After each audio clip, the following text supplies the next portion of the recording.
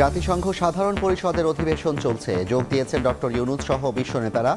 বাইডেনের সঙ্গে প্রধান উপদেষ্টার বৈঠক শুরু, জিএসপি সহ আসতে পারে ভারত প্রসঙ্গ। ভারত যেইভাবে যেই সম্পর্ক আমাদের সাথে এতদিন ধরে রেখেছে, সেই সম্পর্ক কোনো ভালো সম্পর্ক ছিল না, সেটার থেকে ভিন্ন সম্পর্ক হবে আমরা আশা করি। গার্মেন্টের যে আমাদের যে বিষয়টা বন্ধ করা হয়েছিল, এটা যদি চালু হয় তাহলে আমরা লক্ষ লক্ষ এমপ্লয়মেন্ট পাবো দেশে। ডক্টর ইউনূসের সঙ্গে জাতিসংঘ মানবাধিকার বিষয়ক হাই কমিশনের শুভেচ্ছা বিনিময়। তৌহিদ জয়শঙ্কর বৈঠকে দিল্লি ঢাকার সম্পর্ক এগিয়ে নেওয়ার বার্তা।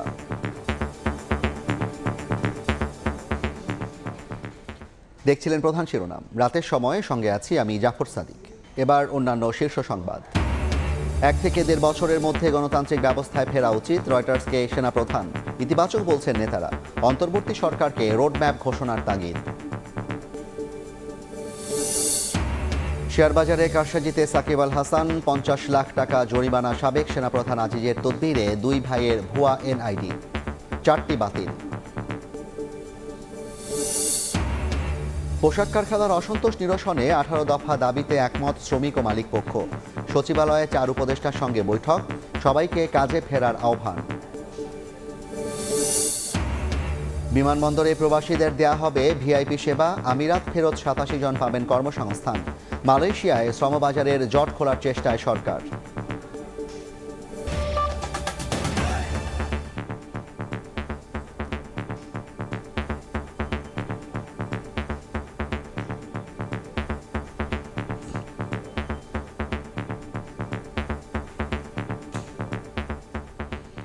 জাতিসংঘ সাধারণ পরিষদের অধিবেশন চলছে, যোগ দিয়েছেন ডক্টর ইউনূস সহ বিশ্ব নেতারা। বাইডেনের সঙ্গে প্রধান উপদেষ্টা ডক্টর মোহাম্মদ ইউনূসের বৈঠক শুরু হয়েছে। বৈঠকে জিএসপি সহ আসতে পারে ভারত প্রসঙ্গ। এই মুহূর্তে নিউ ইয়র্কে আছেন সহকর্মী হাসানুজ্জামান সাকি। বিস্তারিত জানতে সরাসরি যাচ্ছি তার কাছে। সাকি। ধন্যবাদ।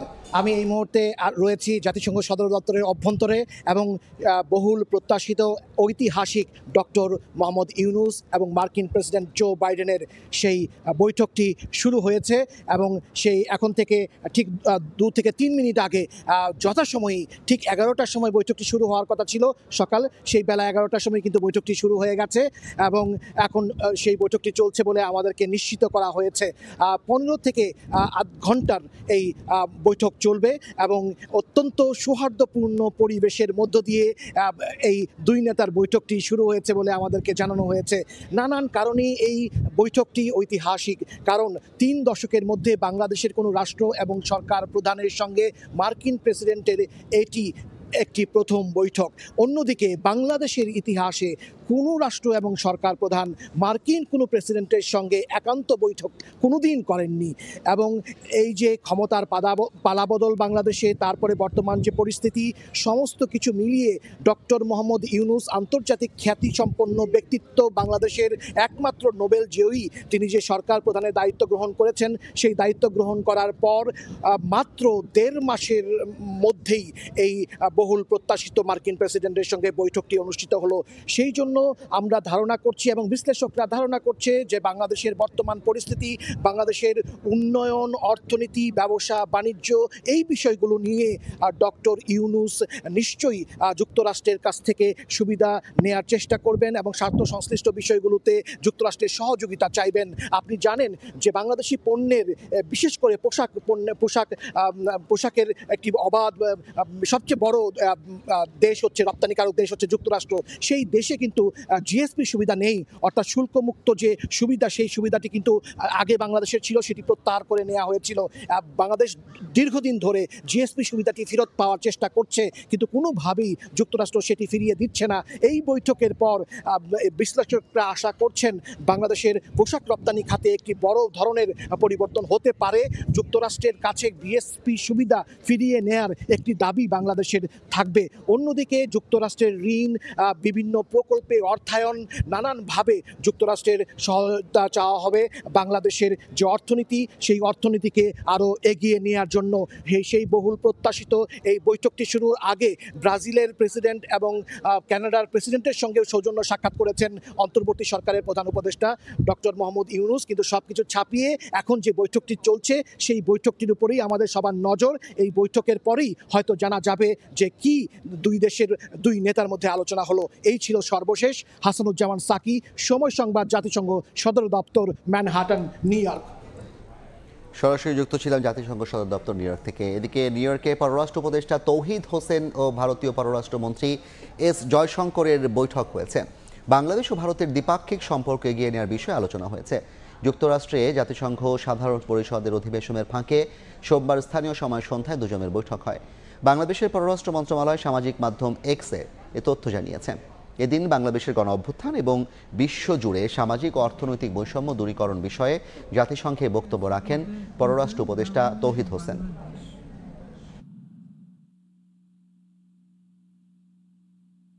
2 months back, a remarkable people's movement in Bangladesh starkly reminded how 170 million people value their aspiration for freedom, dignity, justice and equality over sheer growth numbers. Drawing on the past 5 decades' global discourse and development, we may need to truly value the values to secure our future. We also need to democratize digital technology tools, applications and innovations beyond profit, else many risk to be left out in a vast, evolving world of work. 1 থেকে 1.5 বছরের মধ্যে দেশে গণতান্ত্রিক ব্যবস্থা ফেরা উচিত বলে মনে করেন সেনাপ্রধান জেনারেল ওয়াকারুজ্জামান। বার্তা সংস্থা রয়টার্সকে দেওয়া সাক্ষাৎকারে কথা বলেছেন তিনি। অন্তর্বর্তী সরকারের সঙ্গে সুসম্পর্ক রয়েছে জানিয়ে তিনি বলেছেন, ঐক্যবদ্ধ থাকায় ব্যর্থ হওয়ার কারণ নেই। 5 আগস্ট শেখ হাসিনা দেশ থেকে পালানোর পরপরই দৃশ্যপটে আসেন সেনাপ্রধান ওয়াকারুজ্জামান। রাজনৈতিক দলগুলোর সঙ্গে বৈঠক করে সেনাবাহিনীর প্রতি আস্থা রাখতে বলেন তিনি। আপনারা সেনাবাহিনীর প্রতি আস্থা রাখেন, সশস্ত্র বাহিনীর প্রতি আস্থা রাখেন, আমি সমস্ত দায়িত্ব নিচ্ছি। তবে এর 3 দিনের মাথায় ডক্টর ইউনূসের নেতৃত্বে অন্তর্বর্তীকালীন সরকার শপথ গ্রহণ করে। জাতীয় নির্বাচনের আগে বিভিন্ন সংস্কার কার্যক্রম নেয়ার ঘোষণা দিয়েছেন অন্তর্বর্তী এই সরকার। নিরাপত্তা বিধান করিব। তবে কিছুদিন পর থেকেই রাজনৈতিক মহল, বিশেষ করে বিএনপির পক্ষ থেকে তাগিদ আসতে থাকে নির্বাচনের রোডম্যাপ এবং অন্তর্বর্তী সরকারের সময়সীমা প্রকাশের জন্য। এদিকে সোমবার রয়টার্সকে দেয়া এক সাক্ষাৎকারে সেনাপ্রধান বলেন, যাই ঘটুক না কেন অন্তর্বর্তীকালীন সরকারকে সমর্থন দিয়ে যাবে সেনাবাহিনী, যাতে করে অন্তর্বর্তী সরকার গুরুত্বপূর্ণ সংস্কারগুলো শেষ করতে পারে। 1 থেকে 1.5 বছরের মধ্যে একটি গণতান্ত্রিক প্রক্রিয়ায় উত্তরণের কাজ সম্পন্ন হওয়া উচিত বলে মনে করেন ওয়াকারুজ্জামান।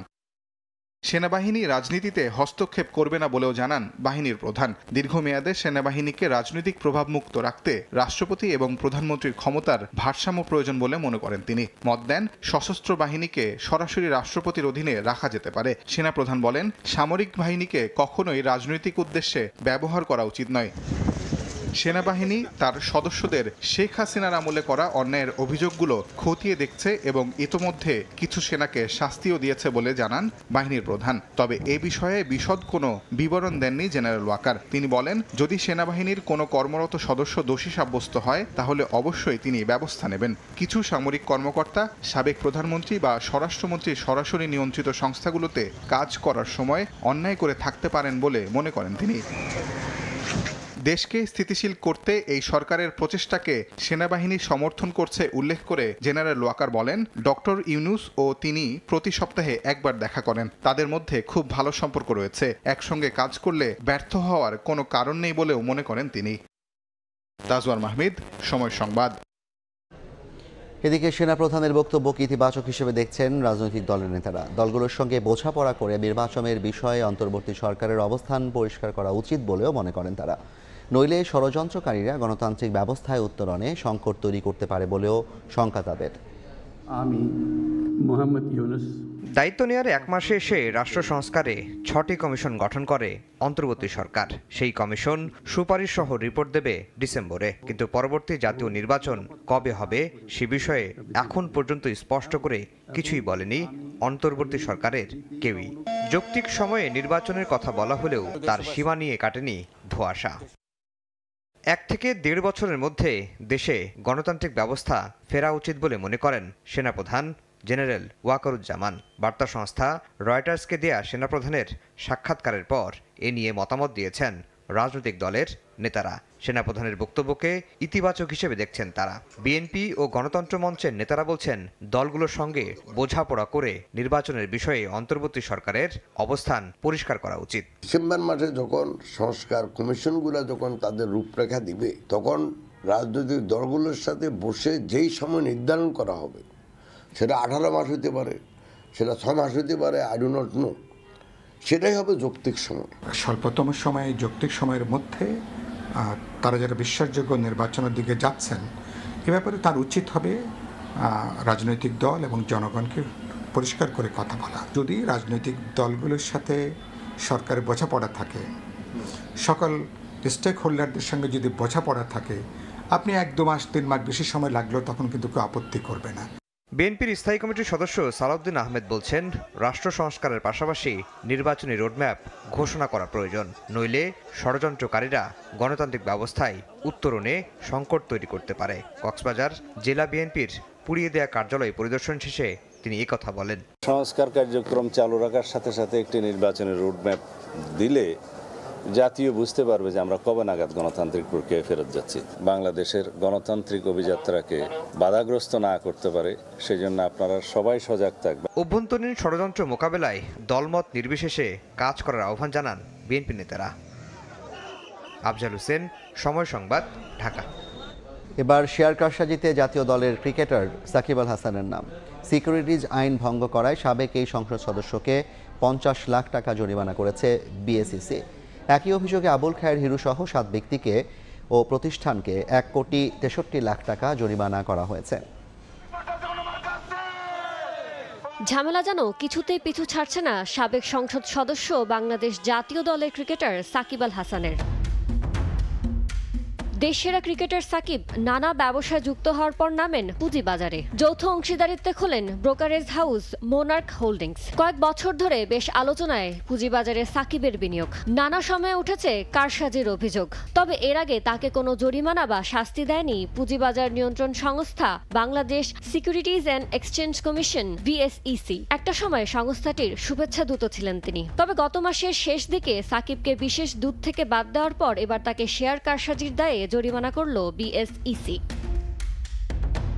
পুঁজিবাজারে তালিকাভুক্ত বিমা খাতের কোম্পানি প্যারামাউন্ট ইন্স্যুরেন্সের শেয়ারের মূল্য গত বছরের 17 আগস্ট থেকে 19 সেপ্টেম্বর কারসাজির মাধ্যমে বৃদ্ধির অভিযোগ প্রমাণ হয়েছে। সিকিউরিটিজ আইন ভঙ্গ করার দায়ে সাকিব আল হাসানকে 50 লাখ টাকা জরিমানা করা হয়েছে। একই অভিযোগে আবুল খায়ের হিরুকে জরিমানা করা হয়েছে 25 লাখ টাকা। সব মিলিয়ে 7 ব্যক্তি ও প্রতিষ্ঠানকে 1,63,00,000 টাকা জরিমানা করেছে পুঁজিবাজার নিয়ন্ত্রণ সংস্থা। সূত্র বলছে, সাকিব আল হাসান সহ একটি সংঘবদ্ধ গোষ্ঠীর হয়ে পুঁজিবাজারে বিভিন্ন কোম্পানির শেয়ার নিয়ে কারসাজির সঙ্গে যুক্ত ছিলেন আবুল খায়ের হিরু। ইয়ানুর শিফাত, সময় সংবাদ, ঢাকা। সাবেক সেনাপ্রধান আজিজ আহমেদের তদবিরেই ভুয়া তথ্য দিয়ে তার 2 ভাই হারিস ও জোসেফের একাধিক এনআইডি তৈরির প্রমাণ পেয়েছে নির্বাচন কমিশন। আজিজের 2 ভাইয়ের 4টি এনআইডি বাতিল করেছে ইসি। এ বিষয়ে ব্যবস্থা নিতে দুদকে চিঠি দেওয়া হয়েছে বলে জানিয়েছে এনআইডি মহাপরিচালক। তদন্তের জন্য 3 সদস্য বিশিষ্ট কমিটি গঠন করে নির্বাচন কমিশন। তদন্তে আজিজের 2 ভাইয়ের এনআইডিতে তথ্য জালিয়াতির প্রমাণ পেয়েছে ইসি। এনআইডি মহাপরিচালক বলেন, নিজেদের নামের পাশাপাশি মা বাবার নামও বদল করেছেন আজিজ আহমেদের 2 ভাই হারিস ও জোসেফ। হারিস আহমেদ এনআইডিতে মোহাম্মদ হাসান এবং জোসেফ নাম পরিবর্তন করে লিখেছেন তানভীর আহমেদ তানজিল। 2019 সালে হারিস আহমেদ এনআইডি কার্ডে তার ছবিও পরিবর্তন করেছিলেন, যাতে সুপারিশ করেছিলেন তৎকালীন সেনাপ্রধান জেনারেল আজিজ আহমেদ। তদন্তে দেখা যাচ্ছে যে এই মোহাম্মদ হাসান এবং জনাব মোহাম্মদ হারিস আহমেদ এই দুজন কিন্তু একই লোক।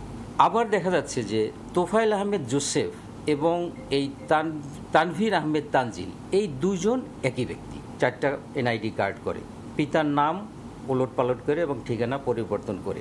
এবং ওই সময় জেনারেল আজিজ তখন সেনাপ্রধান ছিল, ওই সময় ওনার একটা জোর তদবির ছিল যে এটা যেন করা হয়। আজিজের 2 ভাইয়ের 4টি এনআইডি বাতিল করেছে ইসি। হারিস ও জোসেফ ভোটার তালিকা আইন 2009 সহ জাতীয় পরিচয় বিধিমালার 4টি আইন ভঙ্গ করেছে বলে জানান এনআইডির মহাপরিচালক। আজিজের 2 ভাই এনআইডি সংক্রান্ত সব ধরনের সেবা বঞ্চিত হবে বলেও জানান তিনি। যেই মুহূর্তে তদন্ত প্রতিবেদনটা আমরা পেলাম, আমরা পুরো 4টা এনআইডি কার্ডই আমরা পরিপূর্ণ বাতিল করে দিয়েছি। এই এনআইডির মাধ্যমে তাদের যত সুযোগ সুবিধা বাংলাদেশে, এই সুযোগ সুবিধা ভবিষ্যতে আর তারা করতে পারবে না, অন্ততপক্ষে এই 4টা এনআইডি কার্ড দিয়ে। তদন্ত রিপোর্ট দুদকে পাঠানো হয়েছে বলেও জানান ইসির এই কর্মকর্তা। সাথে সাথে সেটা জরুরি। ফারজানা আক্তার, সময় সংবাদ, ঢাকা। পোশাক কারখানার অসন্তোষ নিরসনে 18 দফা দাবিতে শ্রমিক ও মালিক পক্ষ একমত হয়েছেন। বিকেলে সচিবালয়ে 4 উপদেষ্টার সঙ্গে শ্রমিক ও মালিক পক্ষের বৈঠকের পর যৌথ বিবৃতিতে তথ্য জানানো হয়। যৌক্তিক সব দাবি মানা হবে জানিয়ে নতুন করে শ্রমিক অসন্তোষ হলে কঠোর হাতে নিয়ন্ত্রণের হুঁশিয়ারি দেন উপদেষ্টারা।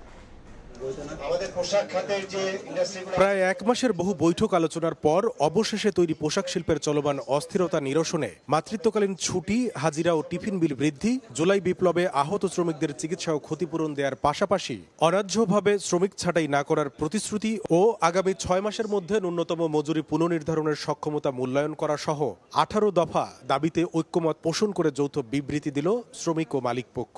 এখন আমার সবার প্রতি আহ্বান থাকবে, স্পেশালি আমাদের শ্রমিক ভাই বোনদের প্রতি, সবার প্রতি, যে কোনো আলোচনা কোথাও যেন কোনো রাস্তা বন্ধ নয়, কোনো ভাঙচুর না হয়। মঙ্গলবার শ্রম ও কর্মসংস্থান মন্ত্রণালয়ে আয়োজিত এই বিবৃতি প্রদান অনুষ্ঠানে শ্রম উপদেষ্টা জানান, শ্রমিকদের সব ন্যায্য দাবি মেনে নেওয়া হবে। পোশাক শিল্পকে বাঁচাতে শিল্প কলকারখানায় কোনো ধরনের বিশৃঙ্খলা বরদাস্ত করা হবে না বলেও এ সময় হুঁশিয়ারি দেন তিনি। আপনাদের ন্যায্য দাবিগুলো মেনে নেওয়া হয়েছে, আপনারা স্ব কর্মস্থলে ফিরে যাবেন।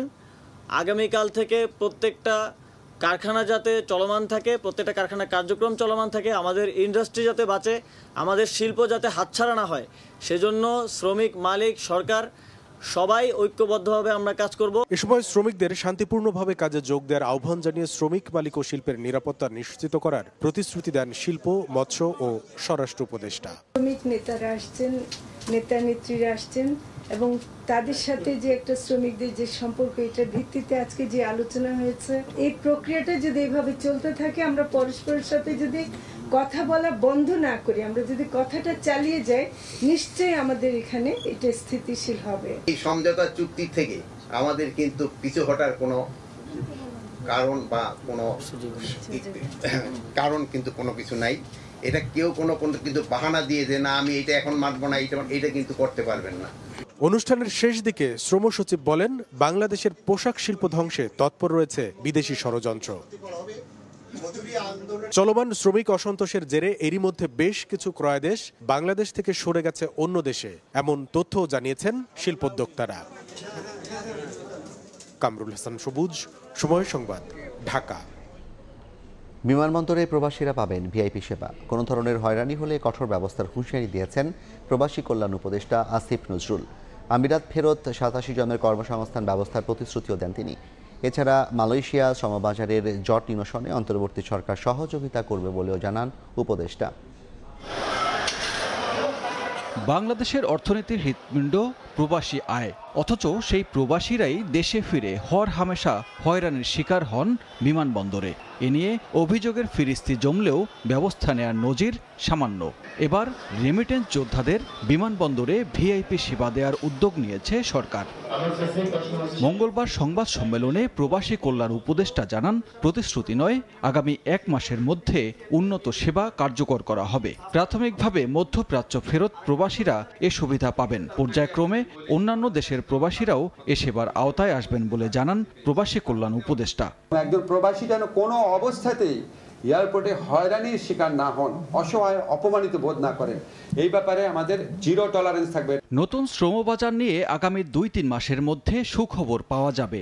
এরই মধ্যে মালয়েশিয়াতে নতুন শ্রমবাজার উন্মুক্ত করতেও কাজ চলছে বলে জানান উপদেষ্টা। বৈষম্য বিরোধী আন্দোলনের সাথে সংহতি জানিয়ে ওনারা জীবন এবং জীবিকার ঝুঁকি নিয়ে ওখানে কারাবরণ করেছেন। আমরা ওনাদেরকে কর্মসংস্থানের ব্যবস্থা করব বাংলাদেশে। এছাড়া সাব এজেন্টদের রেজিস্ট্রেশন, সেবা অনুযায়ী রিক্রুটিং এজেন্টদের ক্যাটাগরি ভাগ করা, দূতাবাসে প্রবাসীদের সেবা নিশ্চিত করা, 12টি ব্যাংকের মাধ্যমে ঋণ সেবা দেয়া সহ বেশ কিছু উদ্যোগ তুলে ধরেন উপদেষ্টা আসিফ নজরুল। প্রবাসী কল্যাণ ব্যাংক আছে, এই ব্যাংক থেকে ঋণ দেওয়া হয়।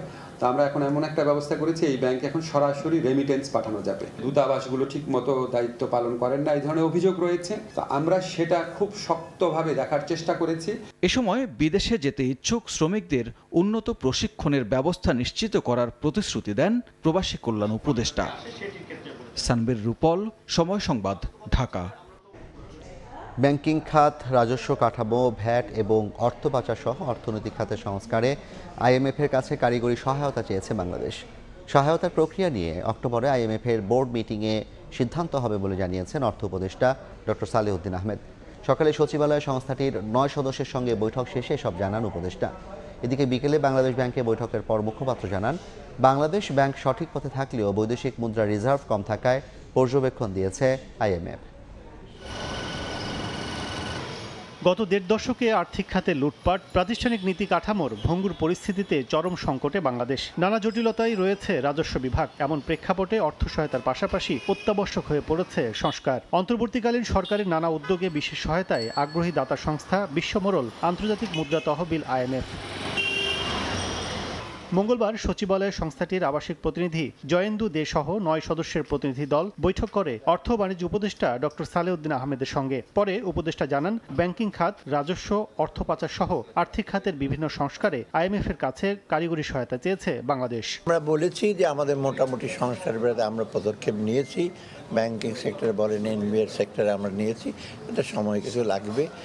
এই ব্যাপারে আমাদের রিসোর্স গ্যাপ কত লাগবে সেই নিয়ে আলাপ হয়েছে। শুধু আইএমএফ নয়, অন্যান্য উন্নয়ন সহযোগী সংস্থার সঙ্গেও সংস্কার নিয়ে একই রকম আলোচনা হবে জানিয়ে অর্থ উপদেষ্টা বলেন, আইএমএফ কিভাবে কোন পথে সহায়তা করবে তা নির্ধারণ হবে অক্টোবরে সংস্থাটির বোর্ড মিটিংয়ে। শুধু আইএমএফ না, এটা একটা মনে রাখবেন, আমরা কিন্তু অন্যদের সাথে আমরা ডুপ্লিকেশন না করে, মানে কোনো রকম না করে আমরা একযোগে যেন সবাই যেন একসাথে এফোর্ড করতে পারে। এদিকে বিকেলে বাংলাদেশ ব্যাংকে মুদ্রানীতির আধুনিকায়ন, বর্তমান অবস্থা, আর্থিক প্রতিষ্ঠানের লেনদেন পরিস্থিতি, এক্সচেঞ্জ রেট সহ $3 বিলিয়ন অতিরিক্ত ঋণ চাওয়ার বিষয়ে আইএমএফ স্টাফ ওপেনিং মিটিংয়ে বসে বাংলাদেশ ব্যাংক ও আইএমএফ। পরে মুখপাত্র জানান, আইএমএফ এর শর্ত অনুযায়ী $24 বিলিয়ন বৈদেশিক মুদ্রা রিজার্ভ রাখার নির্দেশনা থাকলেও তা $20 বিলিয়ন নিচে অবস্থান করায় সন্তোষ নয় সংস্থাটি। ইন্টারন্যাশনাল রিজার্ভের ব্যাপারে ওনারা একটা টাকার অঙ্ক আউটকাম ইন্ডিকেটর হিসেবে ঠিক করেছিলেন, সেটা হলো $24 বিলিয়ন। এটা হলো নেট ইন্টারন্যাশনাল রিজার্ভ। সেই জায়গায় বর্তমানে আমাদের অর্জন আছে $19.47 বিলিয়ন। আইএমএফ এর শর্ত অনুযায়ী বর্তমানে বৈদেশিক মুদ্রার রিজার্ভ দিয়ে 3.5 মাসের আমদানি ব্যয় মেটানোর সক্ষমতা থাকার কথা থাকলেও বাংলাদেশ ব্যয় মেটাতে পারবে 3.1 মাসের। কাজল আব্দুল্লাহ, সময় সংবাদ, ঢাকা। লোক দেখানো কাজ করে ডেঙ্গু প্রতিরোধ সম্ভব নয় বলে মন্তব্য করেছেন স্থানীয় সরকার উপদেষ্টা হাসান আরিফ। সকালে নয়াবাজার জিন্দা পার্ক পরিদর্শন শেষে একথা বলেন তিনি। ডেঙ্গু নিয়ন্ত্রণে মন্ত্রণালয়ের 12টি টিম গঠন করা হয়েছে উল্লেখ করে সবাইকে এক হয়ে কাজ করার আহ্বান জানান উপদেষ্টা। মঙ্গলবার সকালে রাজধানীর নয়াবাজার এলাকায় মশক নিয়ন্ত্রণ কার্যক্রম পরিদর্শন করেন স্থানীয় সরকার উপদেষ্টা AF হাসান আরিফ। এ সময় পরিষ্কার পরিচ্ছন্নতার জন্য সংশ্লিষ্ট এলাকার কাউন্সিলরদের দায়ী করেন তিনি। স্থানীয়রা অভিযোগ করেন, পরিদর্শনকে কেন্দ্র করেই পরিষ্কার পরিচ্ছন্নতার কাজ হয়, এরপর আর কোনো কার্যক্রম দেখা যায় না। মাসে একবারও এটা দেখা যায় আমাদের আশেপাশে যে মানে আমার সিটি কর্পোরেশনের যে কাজগুলা, এগুলো তারা ঠিকঠাক মতো হয় না। তখন নাকি মেয়র সাহেব আহে, দলবাইন্দা আহে, সুইপার আহে, মেথর আহে, অমুক আহে, তমুক আহে, যখন এটা চলে যায় তখন আবার যেইছে কোনো কাজ হয় না। সবসময় পরিষ্কার পরিচ্ছন্ন রাখা হয় যাতে পানি জমতে না পারে। এদিকে ডেঙ্গু নিয়ন্ত্রণে সিটি কর্পোরেশন এলাকায় 12টি টিম গঠন করা হয়েছে জানিয়ে উপদেষ্টা সবাইকে সচেতন হয়ে কাজ করার আহ্বান জানান। পাড়ায় পাড়ায়, মহল্লায় মহল্লায় যদি আপনারা প্রথমেই কাউন্সিলরকে ধরেন যে আপনার এলাকায় অপরিচ্ছন্ন কেন, তাহলে কাউন্সিলরও তৎপর হবে এবং দেখা যাবে যে ধাপে ধাপে ক্লিনার যিনি তাকেও মাঠে পাওয়া যাবে। ঝাড়ুর ধরন দেখেই বোঝা যাচ্ছে যে এটা একটু আগে ঝাড়ু দেওয়া হয়েছে। তো তাহলে ওই 1 বছর পরে মন্ত্রী সাহেব আসবেন, সেই দিন কেন সাজগোজ, সারা বছর কেন আমরা সাজগোজ পরিষ্কার পরিচ্ছন্ন থাকতে পারি না? জ্বর হলে চিকিৎসকের পরামর্শ নেওয়ার পাশাপাশি ডেঙ্গু প্রতিরোধে যার যার জায়গা থেকে কাজ করার আহ্বান জানান সংশ্লিষ্টরা। আবু সাইদ নিশান, সময় সংবাদ, ঢাকা। অক্টোবর থেকে সুপার শপে পলিথিন ব্যবহার বন্ধের পর এবার কাঁচা বাজার ও কারখানায় অভিযানের ঘোষণা এলো। 1 নভেম্বর থেকে অভিযানের ঘোষণা দেন পরিবেশ, বন ও জলবায়ু পরিবর্তন উপদেষ্টা সৈয়দা রিজওয়ানা হাসান। এ সময় তিনি পলিথিনের বিকল্প হিসেবে পাট ও কাগজের ব্যাগ ব্যবহারের উপর জোর দেন। পলিথিন ব্যাগ, পলিথাইলিন বা পলিপ্রোপাইলিনের সামগ্রীর ব্যবহার বন্ধে বিদ্যমান নিষেধাজ্ঞা বাস্তবায়নে কঠোর হচ্ছে অন্তর্বর্তী সরকার। এরই অংশ হিসাবে মঙ্গলবার মোহাম্মদপুরের টাউন হল মার্কেটে ক্লিন আপ কার্যক্রম ও পলিথিনের বিকল্প পণ্য বিতরণ করেন পরিবেশ, বন ও জলবায়ু পরিবর্তন উপদেষ্টা সৈয়দা রিজওয়ানা হাসান। পরে মার্কেটের ব্যবসায়ী ও ব্যবহারকারীদের সঙ্গে মতবিনিময় সভা করেন তিনি। এই পলিথিন বন্ধ করার জন্য ওনারা আমাদের মার্কেট কমিটিকে একটা কমিটি করে দিয়েছে। আমরা ওই কমিটি থেকে প্রতিদিন 15, 16, 17, 18, 20 কেজি পলিথিন আমরা বাইরে এখানে আনি, পরে ভাঙারি কাছে বিক্রি করে দেওয়া হয়, তাকে দেওয়া হয়। মানুষের রক্ত ও মস্তিষ্কে প্লাস্টিকের অস্তিত্ব পাওয়া গেছে উল্লেখ করে পলিথিনের ব্যবহারের বিরূপ দিক তুলে ধরেন উপদেষ্টা রিজওয়ানা হাসান। 1 অক্টোবর থেকে সুপার শপ এবং 1 নভেম্বর থেকে কাঁচা বাজার ও পলিথিন উৎপাদন কারখানায় অভিযান পরিচালনা করা হবে বলেও ঘোষণা দেন উপদেষ্টা। আমরা অভিযান দিয়ে একটা তিক্ত পরিস্থিতির মধ্যে দিয়ে কাজটা শুরু করতে চাইনি। সকলকেই বুঝতে হবে যে পলিথিন ব্যবহারটা ক্ষতিকর, এটা রিসাইক্লিংই খালি সমাধান না। উৎপাদন পর্যায়ে অভিযানটা শুরু হবে 1 নভেম্বর থেকে। পলিথিনের বিকল্প হিসাবে ব্যাপক হারে কাপড়, কাগজের ব্যাগ ও সোনালী ব্যাগ ব্যবহারের বিষয়ে পদক্ষেপ নেওয়া হবে বলেও জানান তিনি। ফরহাদুর রহমান, সময় সংবাদ, ঢাকা। জুলাই আগস্ট ছাত্র জনতার আন্দোলনে নিহতদের জাতীয় বীর কেন ঘোষণা করা হবে না জানতে চেয়ে রুল জারি করেছেন হাইকোর্ট। এক রিট আবেদনের প্রাথমিক শুনানি শেষে বিচারপতি কামরুল হোসেন মোল্লা ও বিচারপতি কাজী জিনাত হকের সমন্বয়ে গঠিত হাইকোর্টের দ্বৈত বেঞ্চ রুল জারি করেন। একই সঙ্গে নিহতদের পরিবারকে মুক্তিযোদ্ধা পরিবারের মতো আর্থিক সুযোগ সুবিধা কেন দেওয়া হবে না তাও সরকারের কাছে জানতে চাওয়া হয়েছে। রাজধানীর ক্যান্টনমেন্ট এলাকার বাসিন্দা আলী নাজের এ রিটটি দায়ের করেন। অনুপ্রবেশের দায়ে ঠাকুরগাঁও সীমান্তে আটক বিএসএফ সদস্যকে ভারতের কাছে হস্তান্তর করা হয়েছে। বিজিবির 42 ব্যাটালিয়নের অধিনায়ক লেফটেন্যান্ট কর্নেল আহসানুল ইসলাম জানান, বিকেলে পতাকা বৈঠকের মাধ্যমে তাকে বিএসএফের হাতে তুলে দেয় বিজিবি। এর আগে সীমান্তের চান্দেরহাট ক্যাম্পের কাছে অনুপ্রবেশের দায়ে বিএসএফ সদস্য কুমার দাসকে আটক করা হয়। জয় দিয়ে নারী টি-20 বিশ্বকাপ শুরু করতে চায় বাংলাদেশ। প্রথম ম্যাচ জিততে পারলে সেমিফাইনাল খেলাও অসম্ভব নয় বলে জানান অধিনায়ক নিগার সুলতানা জ্যোতি। বিশ্বকাপ সামনে রেখে আজ মিরপুরে অনুষ্ঠিত হলো নারী দলের আনুষ্ঠানিক ফটো সেশন। বৃহস্পতিবার বিশ্বকাপ খেলতে দেশ ছাড়বে বাংলাদেশের মেয়েরা। মিরপুর শেরে বাংলায় নারী বিশ্বকাপের স্বপ্ন সারথীরা আনুষ্ঠানিক ফটো সেশনে চোখে ছিল আত্মবিশ্বাস আর অদম্য মনোবলে ওদের লক্ষ্য মরুর বুকে নারী টি-20 বিশ্বকাপে ঝড় তোলা। রাজনৈতিক পট পরিবর্তনের পর নিরাপত্তা শঙ্কায় বিশ্বকাপ বাংলাদেশ থেকে সরে গেছে সংযুক্ত আরব আমিরাতে। বি গ্রুপে বাংলাদেশের সামনে চ্যালেঞ্জ জানাতে প্রস্তুত আছে স্কটল্যান্ড, ওয়েস্ট ইন্ডিজ, দক্ষিণ আফ্রিকা ও ইংল্যান্ড। 2014 সালে টি-20 বিশ্বকাপে শ্রীলঙ্কার বিপক্ষে একমাত্র জয়টা এসেছিল বাংলাদেশের। এরপর বিশ্বকাপ শুধু এসেছে আর গেছে, জয় অধরাই থেকেছে। এটা বড় এক আক্ষেপ অধিনায়ক জ্যোতির কাছে। 2014 ছাড়া কিন্তু ওয়ার্ল্ড কাপে একটা আমরা সিঙ্গেল ম্যাচ উইন করতে পারিনি। ভালো ক্রিকেট খেলছি, বাট আলটিমেটলি ভালো ক্রিকেট খেলার আসলে কোনো মানে না যদি আপনি ম্যাচ উইন করতে না পারেন। বিশ্বকাপে অন্তত একটা জয় চায় বাংলাদেশ। এরপর ফ্লো চলে আসলে এই দল নিয়ে সেমিফাইনাল খেলা অসম্ভব নয় বলেও মনে করেন জ্যোতি। প্রথমে ম্যাচ উইন করার টার্গেট থাকবে এবং সেকেন্ড হচ্ছে যখন আমরা এই ফ্লোটা পাবো, আমার কাছে মনে হয় আমাদের যে টিম এই ফ্লোতে অবশ্যই সেমিফাইনাল কে না খেলতে চাই, সো আমাদের টার্গেট থাকবে সেভাবেই। আবুধাবিতে নারী দলের খেলার অভিজ্ঞতা থাকলেও সার্জার উইকেটে একেবারেই নতুন। তবে বিশ্বকাপের আগে দুটি প্রস্তুতি ম্যাচের অভিজ্ঞতা কাজে আসবে বলে মনে করেন অধিনায়ক। নির্দিষ্ট কোনো ইউনিট নয়, 3 বিভাগেই ভালো করার তাগিদ তার। দুবাইয়ের উইকেট বরাবরই ভালো, যদিও সার্জায় খেলা হচ্ছে, ওখানে কিছু ম্যাচ আমরা দেখছি আফগানিস্তান, সাউথ আফ্রিকা ছিল ওদের খেলা হচ্ছে, হয়তো আমাদের ফরে আসতে হবে কারণ স্পিনটা অনেক বেশি ভালো। সো এই দিক থেকে আমরা ব্যাটাররা স্পিন ভালো খেলে, সো ডেফিনেটলি বলবো যে আমার ইচ্ছা তো এটাই থাকবে যেন ব্যাটাররা ভালো করে। বিশ্বকাপের প্রথম ম্যাচ দিয়ে নিজের 100তম টি-20 ম্যাচ খেলার মাইল ফলক ছোবেন জ্যোতি। গেল বিশ্বকাপের মতো এবারও ধারাবাহিকতা ধরে রাখতে চান তিনি। কোচ তিলকা রত্নেকে আশা জাগাচ্ছে সবশেষ শ্রীলঙ্কা সিরিজের ফলাফল। There are some positive batting displays, so we're very much confident that they will. It's all about it's about your confidence levels. So they are confident enough, I suppose, and I'm sure they will go out there and do the needful. Parvin Akter, সময় সংবাদ, ঢাকা। এ পর্যায়ের শীর্ষ সংবাদগুলো জানিয়ে দিচ্ছে আরেকবার। New ইয়র্কে জো বাইডেনের সঙ্গে ডক্টর ইউনূসের বৈঠক অনুষ্ঠিত। অন্তর্বর্তী সরকারকে পূর্ণ সমর্থনের আশ্বাস মার্কিন প্রেসিডেন্টের। দেখা করলেন কানাডার প্রধানমন্ত্রীও। 1 থেকে 1.5 বছরের মধ্যে গণতান্ত্রিক ব্যবস্থায় ফেরা উচিত, রয়টার্সকে সেনাপ্রধান। ইতিবাচক বলছেন নেতারা। অন্তর্বর্তী সরকারকে রোডম্যাপ ঘোষণার তাগিদ। এবং শেয়ার বাজারে কারসাজিতে সাকিব আল হাসান, 50 লাখ টাকা জরিমানা। সাবেক সেনাপ্রধান আজিজের তদবিরে 2 ভাইয়ের ভুয়া এনআইডি, 4টি বাতিল।